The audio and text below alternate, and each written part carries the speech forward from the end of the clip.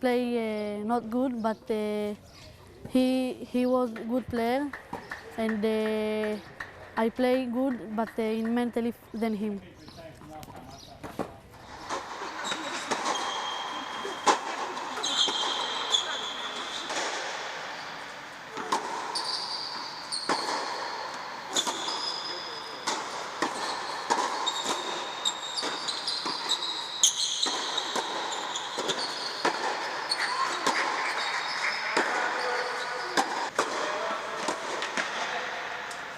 I'm very happy, and I enjoy to be in final game, and I'm happy because it is my first time in this competition.